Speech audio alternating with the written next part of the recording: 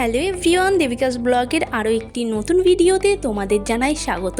আজ আমরা আছি আরকে বিচ বাস স্ট্যান্ডে। মানে আমরা গেছিলাম যখন ভাইজ্যাগে, তখন ভাইজ্যাগের অলরেডি অনেক ভিডিও দিয়ে ফেলেছি, এই ভিডিওটাই দেওয়া হয়নি, সেটাই তোমাদের দিচ্ছি।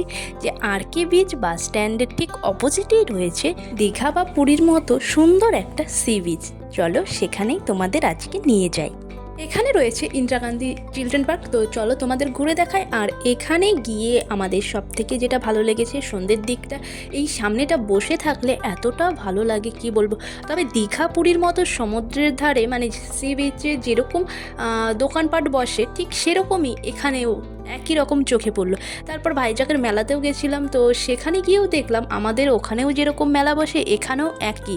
তো সেই ভিডিও দেওয়া আছে ডেসক্রিপশন বক্সে, তোমরা চাইলে অবশ্যই দেখে নিতে পারো। আর আমরা কিন্তু এবার ঢুকে গেছি ইন্দিরা গান্ধী চিলড্রেন পার্কে।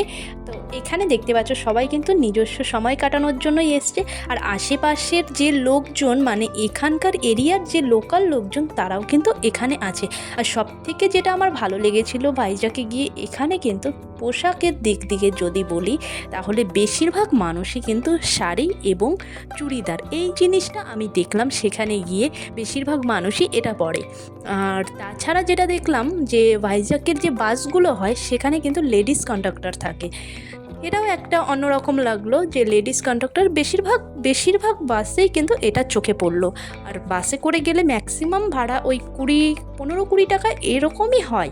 তো তোমরা যদি চাও বাসে করে ঘুরবে অবশ্যই কিন্তু ঘুরতে পারো। এখানে পাবলিক ট্রান্সপোর্ট সত্যি খুব ভালো সার্ভিস দেয়। আর এমন নয় যে খুব ভিড় হয় বাসে, পরপর কিন্তু 15 মিনিট 10 মিনিট পরপর কিন্তু বাসগুলো থাকে। তোমরা যদি চাও অবশ্যই কিন্তু সেখানে পাবলিক ট্রান্সপোর্টে করে ঘুরতে পারো অনায়াসে, কোনো রকম তোমাদের সমস্যা হবে না।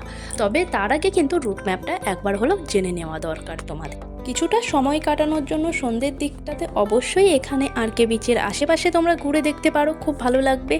আর রাতের দিকে সব থেকে বেশি ভালো লাগে, কারণ চারিদিকে এত সুন্দর সাজানো গোছানো সব জায়গা, দোকানপাট দেখে সত্যিই মন জুড়িয়ে যায়। আর কোথাও ঘুরতে গেলে অবশ্যই এই জিনিসগুলো তো থাকেই, যে একটুখানি আলাদাভাবে সময় কাটানোর, সেটা সমুদ্রের ধারে বসে হোক বা পাহাড়ে গিয়েই হোক।